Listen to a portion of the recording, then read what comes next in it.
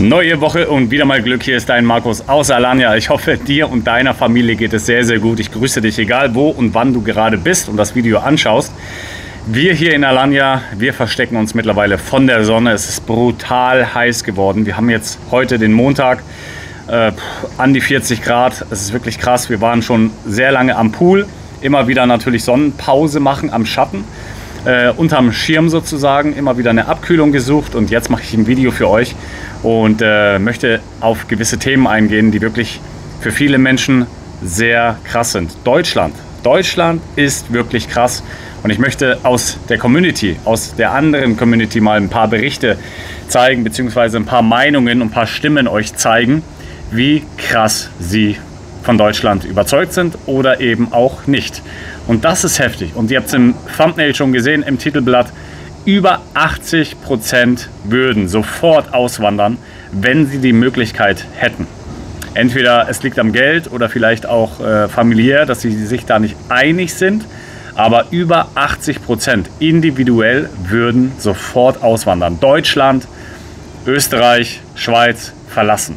Wirklich heftig. Wo es dann hingeht, das ist dann eine andere Frage, ein anderes Thema.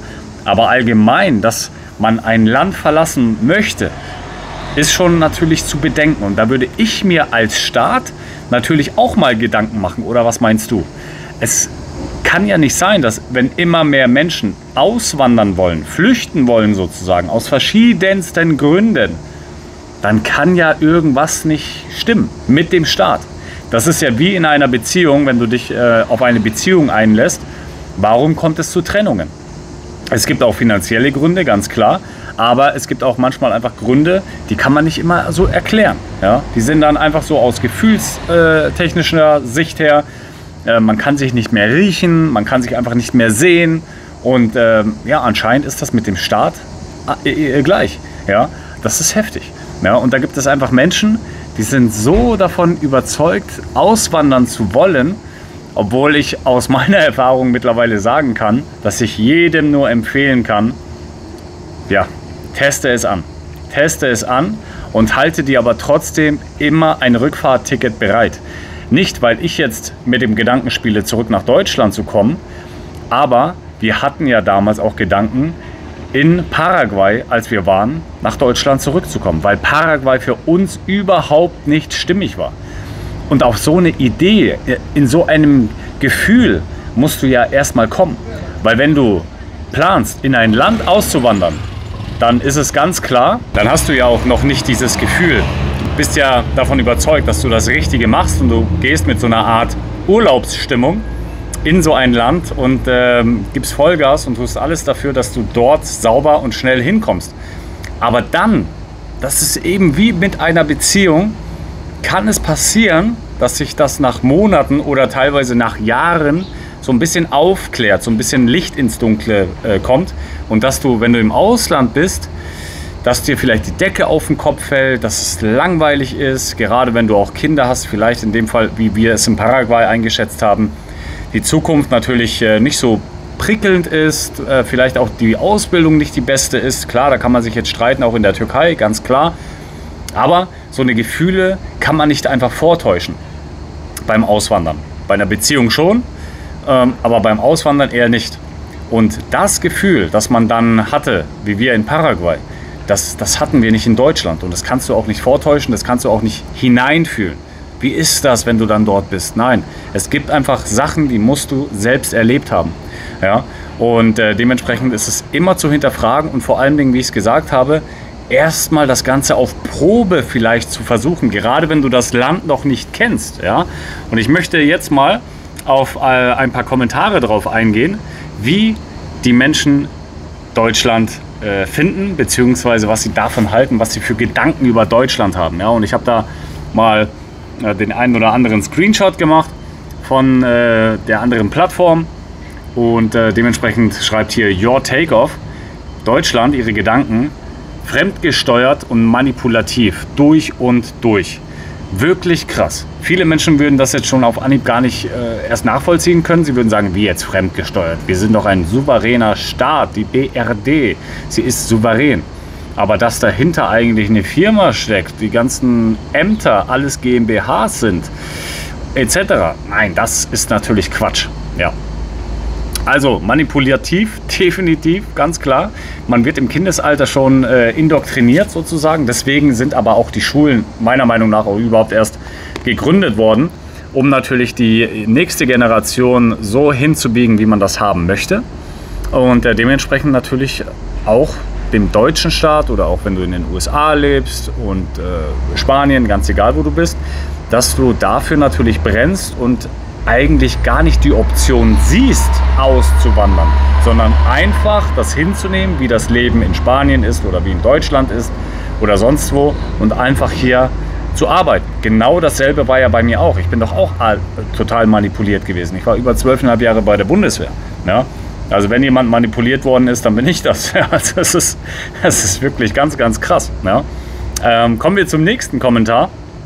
Von Zeynep schreibt sie: Ich möchte auch auswandern, aber Ehemann möchte nicht, muss erst hier leider richtig knallen. Ja? Also auch ganz krass. Glaub mir, ich habe so viele Nachrichten 2020, 2021, 2022, 2023 bekommen von Menschen, die gesagt haben, Markus, so geil, was ihr gemacht habt, ihr seid ausgewandert. Okay, Paraguay hat nicht geklappt für euch, Türkei, super cool, freut mich, euch zu sehen, dort hin und her. Aber ich würde auch gerne, aber es geht nicht, weil mein Mann oder auch andersrum, meine Frau nicht auswandern möchte, weil sie keine Option sieht, weil sie keine Ahnung was für Sorgen hat. Und da muss ich aber leider mittlerweile auch Zustimmung geben, weil man muss einfach einen Plan haben. Und die größte Herausforderung beim Auswandern unter anderem ist, nicht mit einer Einmalsumme irgendwie auszuwandern, nein, sondern monatliche Einnahmequellen zu haben. Das ist meiner Meinung nach das A und O. Weil wenn du mit 100.000 kommst, wenn du mit 1 Million kommst und keine Einnahmequellen hast, dann wird das Geld irgendwann zerfressen sein. Dann wird das Geld weg sein und dementsprechend früher oder später, wie viele leider immer wieder mal zurückgekommen sind. Ich glaube, laut Statistik über 80% der Auswanderer kehren innerhalb der ersten 3 Jahre zurück nach Deutschland. Also das ist ganz, ganz krass. Ja?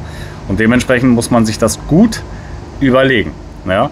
Ein weiterer Kommentar von Sunna: Es war einmal alles gut, aber es geht nun alles den Bach herunter. Ja, das ist natürlich auch Ansichtssache. Bei mir in der Community, auf der anderen Plattform, die hören natürlich auch vielleicht auch so ein bisschen einseitig von der einen Seite. Ich muss mittlerweile sagen, dass Deutschland natürlich auch gute Seiten hat, ganz klar. Auch wenn du jetzt denkst, was? Ja, aber Schulbildung ist umsonst, gratis. Jeder kann Schule besuchen, ohne irgendwelche großen privaten Kosten auf sich zu nehmen. Auch Studium, wenn du machen willst. Du kannst eine Lehre machen, bekommst sogar noch Geld. Das gibt es ja hier in der Türkei so gar nicht. Du kannst hier keine Lehre machen, die so hochprofessionell ist wie in Deutschland. Also jetzt Friseurmeister oder wenn du Elektriker werden willst oder so Handwerker oder sowas. Da gibt es ja in Deutschland eine richtig schöne Ausbildung und du bekommst sogar noch Lehrgeld, ja, Lehrgehalt, also richtig gut. Aber hier in der Türkei gibt es das nicht wirklich, außer du gehst zu renommierten Firmen. Jetzt fällt mir ein, vielleicht gibt es hier Siemens oder Philips oder du gehst zu irgendwelchen Automarken, BMW, Audi, Hyundai. Da kannst du natürlich dann Automechaniker eine Ausbildung machen. Ob du da Geld bekommst oder nicht, das kann ich dir gar nicht sagen. Aber das sind alles so eine Gedanken, mit denen sich Menschen natürlich auch rumschlagen und auch rumschlagen sollten, bevor sie auch auswandern. Weil dieses kurz, knapp präzise, so wie wir auch das damals gemacht haben, man könnte auch sagen, innerhalb von 5 Wochen Paraguay anvisiert und Deutschland verlassen, das ist ja natürlich schon krass. Das war richtig fluchtartig. Und im Nachhinein war es gut, ins kalte Wasser geschmissen und es gab nur einen Weg raus aus Deutschland, für uns persönlich. Aber im Nachhinein, man hätte auch so schön entspannter das Ganze machen können.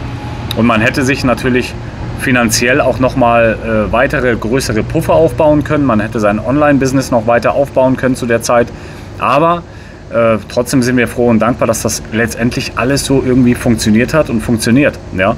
Und dementsprechend, das sind alles so Punkte, die man auch beachten darf.